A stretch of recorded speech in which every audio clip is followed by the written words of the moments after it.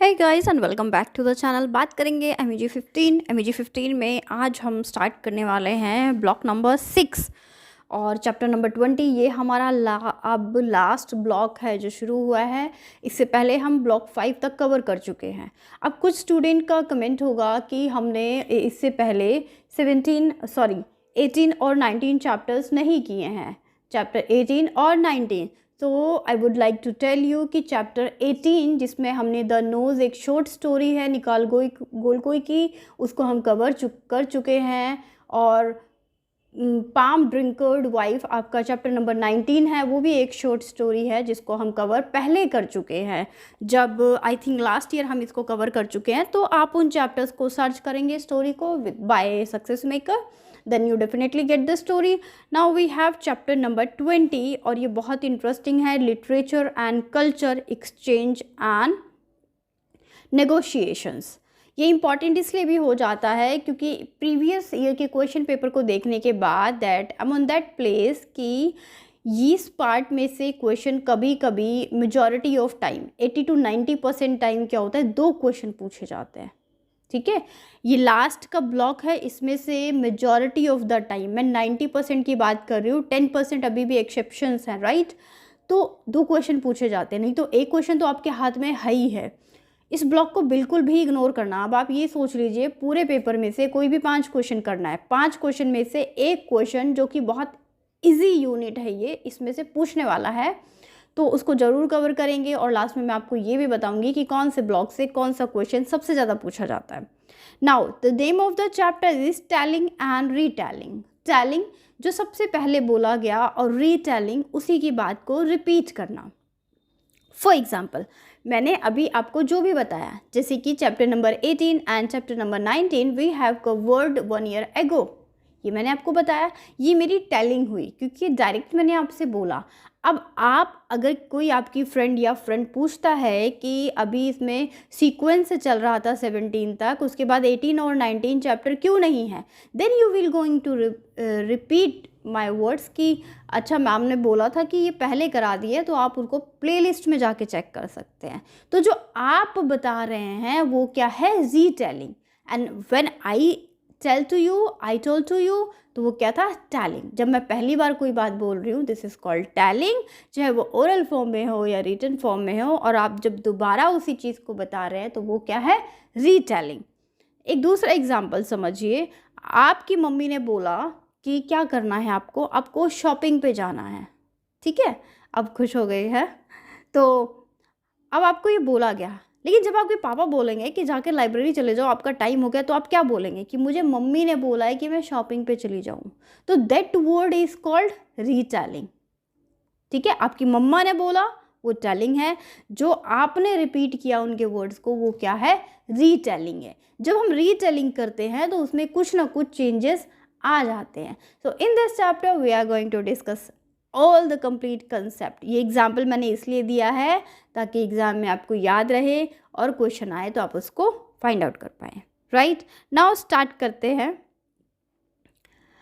Telling and retelling in our daily life. In this chapter, we will study about the literary narratives and retellings. Narratives को भी देखेंगे और retelling को भी देखेंगे। अभी तक हमने एक जनरल बात की, जैसे कोई राइटर है उसका वर्क क्या है, वो किस तरीके से पब्लिश हुआ, किस तरीके से उसमें रिटेलिंग की एक एग्जाम्पल है वो बताना है। फॉर एग्जाम्पल एक कहानी सुनाती हूँ मैं आपको, ठीक है। ये कहानी आपकी बुक में गिवन है, इग्नू की जो बुक है आपकी। इन द फर्स्ट वर्जन अगर कोई एक कहानी सुनाई जाती है, क्या 3 वर्जन में आई है ये बुक, ये एक एग्जाम्पल है। The grandmother and girl killed by wolf, कि ग्रैंड मदर और उसकी पोती को वॉल्फ ने मार दिया। सेकेंड स्टोरी में क्या है, second they both rescued and it is the wolf gets killed. दूसरी कहानी जो सुनाने वाला या दूसरे वर्जन था उसमें क्या था कि दोनों को बचा लिया गया है और जो वॉल्फ था भेड़िया वो मारा गया। थर्ड स्टोरी में क्या है, एक ही स्टोरी आप सुनिए। What happen to the grandmother is none but the wolf that get killed and the girl is the killer. अब थर्ड में क्या बताया गया है कि दादी को ना गलत पता चला कि भेड़िए को मार दिया गया, लेकिन किलर कौन था, वो लड़की। अब देखिए एक ही स्टोरी है, उसको अलग अलग वर्जन में अलग अलग तरीके से उसको प्रेजेंट किया गया। ये एक एग्जाम्पल है, you can write in your answer also because ये आपकी बुक में गिवन है। Why all the changes made, the tale was told in different times and places. In the first, जो फर्स्ट टेल है वो 17th सेंचुरी यूरोप की है, second tell जो है वो 19th सेंचुरी यूरोप की है, और थर्ड टेल जो है वो 20th सेंचुरी अमेरिका की है। क्यों चेंजेस आए? क्योंकि पहली जो कहानी है वो 17वीं शताब्दी की है यूरोप की, दूसरी 19th सेंचुरी यूरोप की, और तीसरी 20th सेंचुरी अमेरिका की। Each of these versions and with a moral. आपको पता होगा स्टोरी ज़्यादातर किसी न किसी मोरल एंडिंग के साथ ख़त्म होती हैं। In the first version the girl is chose to meet the end of she deserve. तो इस तरीके से चेंजेस आते हैं, इसी चेंजेस को क्या बोला जाता है? रीटेलिंग। कि बार बार अगर एक लॉन्ग डिस्टेंस के बाद, लॉन्ग टाइमिंग के बाद कोई चीज़ दोबारा नरेट की जाती है तो उसमें चेंजेस आ जाते हैं। Then the question arises that what kind of narratives are retold? किस तरीके के नैरेटिव है जिनको रिटोल्ड किया जाता है? So retelling of all forms of oral literature like ballad, folk tales and fairy tales. Most myths and legend which have originated in oral form continue to be retold even after being recorded. उन चीज़ों को ज़्यादा retold किया जाता है जो चीज़ oral form में होती है, ओरल लिटरेचर की फॉर्म में होती है। This one word is very important, जैसे कि ballads, folk tales, fairy tales, myth and legends, they are in oral form, so it is important to retold in another generation ताकि वो live रह सके या फिर रिकॉर्डेड फॉर्म में आ जाए। Written literary forms like work of fiction, drama, narratives, poem have been rewritten either in full or in the part. और जो रिटर्न चीज़ें होती हैं, लिटरेरी फॉर्म्स होती हैं, चाहे वो फिक्शन हो, ड्रामा हो, नैरेटिव्स हो, पोएम हो, उनको रीराइट किया जाता है, दोबारा लिखा जाता है, चाहे उसका पूरा पार्ट लिखा जाए या फिर उसके अंदर पार्ट्स बनाए जाएं।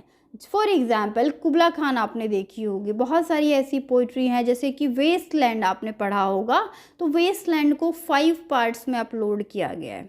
कोई भी प्ले होता है उसको कुछ एक्ट्स में डिवाइड किया जाता है। कभी कभी कोई मूवी बनती है, फॉर एग्ज़ाम्पल अगर मैं आपको एक एग्ज़ाम्पल दे रही हूँ, बाहुबली आई है ना, तो उसका सेकंड पार्ट आया कि कटप्पा ने बाहुबली को क्यों मारा। सो ये क्या था, एक पार्ट को लोगों ने इतना पसंद किया तो उससे पहले का प्रीक्वल आया था उसका, किसी का सीक्वल आता है, किसी का प्रीक्वल आता है। उसी तरीके से ओरल में क्या होता है, ओरल में चीज़ें क्या होती है, रिटेलिंग होती है, दोबारा दोबारा बोली जाती हैं। और रिटन लिटरेरी फॉर्म्स में क्या होता है, उसको दोबारा लिखा जाता है। ठीक है, चाहे वो ड्रामा हो, नरेटिव्स हो, ये सब हो। Then the question again arise कि कौन सी फॉर्म्स होती है। The relation between the telling and forms in retelling is not one way traffic. Telling और रीटेलिंग वन वे ट्रैफिक नहीं है। Why it is called one way traffic? क्योंकि एक बार चीज़ बोली जा रही है, उसके बाद उसको दोबारा से बोला जा रहा है। A lot of written texts are retelling of narratives and originally existed only in the oral form. बहुत सारी जितने भी रिटन टेक्स्ट हैं वो रीटेलिंग है, क्योंकि जो उनका ओरिजिनल टेक्स्ट था that is present in only oral mode, जैसे कि पहले दादी की कहानियाँ सुनाती थी। अब एक बहुत इंपॉर्टेंट एग्जाम्पल है, Harikatha is a common और most interesting and complex example of written literature retold in the oral mode and practiced primarily in the South India.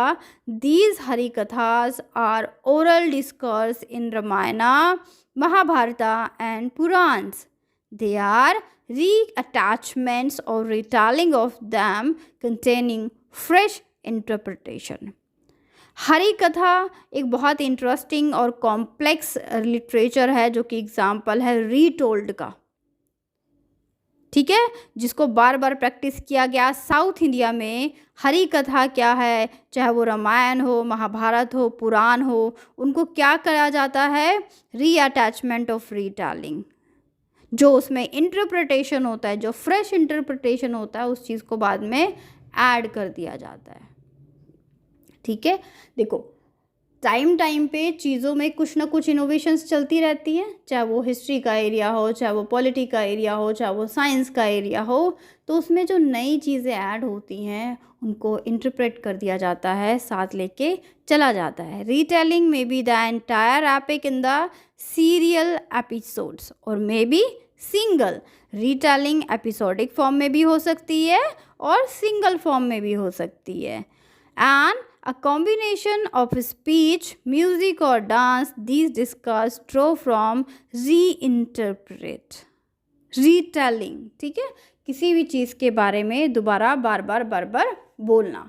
So in this video I have cleared your concept of telling and retelling, जो कि आपका chapter number 20 है।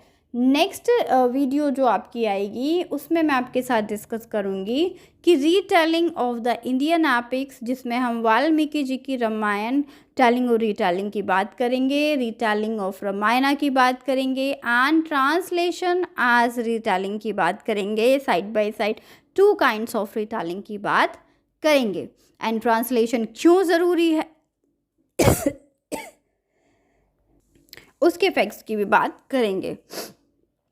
Okay, तो मिलेंगे next video में comment करना बिल्कुल ना भूलें और आप मुझे ज़रूर बताएं कि MEG 15 में क्या आपने पढ़ना शुरू कर दिया है। अगर करना शुरू कर दिया है तो आप मेरा बात मानिए, आप PYQ को ज़रूर कर लीजिए, PYQ के क्वेश्चंस लिखिए और उनको स्टार्ट कीजिए। मिलेंगे नेक्स्ट वीडियो में। Thank you so much.